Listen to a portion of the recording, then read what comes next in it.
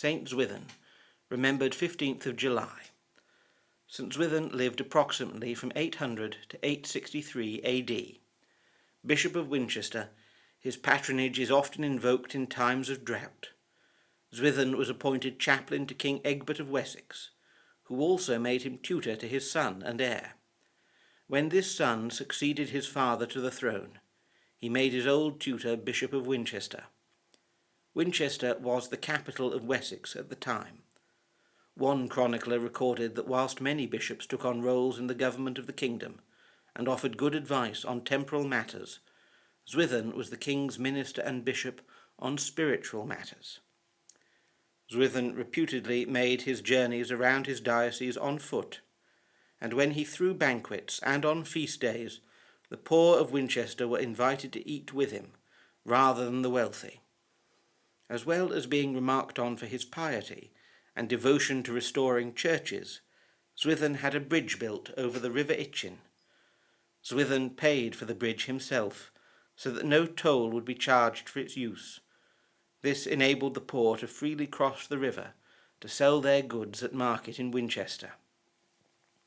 One legend states that a woman crossing the bridge had her basket of eggs knocked to the floor by a workman, either maliciously or by accident. Hearing her loud crying, Bishop Swithun approached and picked up the basket for the woman, miraculously restoring the eggs. On his deathbed, Swithun asked that he be buried in an ordinary grave outside the cathedral, where passers-by would tread over him by day, and the raindrops would fall on him by night. His wishes were honoured for 100 years, until the 900s, when his remains were translated inside into a new lavish tomb, seen as more fitting for a great bishop and saint in Winchester. Some people at the time thought that the days of rainstorms around this event signalled Swithun's displeasure. Severe and heavy rain fell in Winchester from when preparations were made to move Swithun's body, increasing on and after the day of his exhumation, and lasting 40 days in total. It is thought that this was the origin of the story that if it rains on St. Swithun's day, it will be rain and showers for the next 40 days, and if it stays clear, it will be clear weather for the next 40 days. Miracles of healing began to be reported around the new tomb, and Swithun became a popular saint, with relics of his being sent around the country. There is still a chapel in Peterborough Cathedral with the remains of where St. Swithun's arm was housed.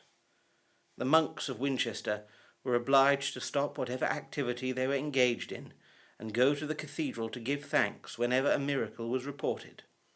The monks supposedly began to object to this rule when they were being obliged to get up 3 or 4 times a night just to visit the church in between their regular services. Whatever the truth of later reported miracles and traditions, the figure of St. Swithun is an unassuming one, shrouded in the obscurity of the distant past. However, the traces of personality that do linger, and which were most clearly impressed on his contemporaries, were those of a humble and devoted Christian, who cared for the souls and the physical well-being of his poor parishioners and powerful patrons alike, and whose charity has been remembered since. St. Swithun is remembered on the 15th of July.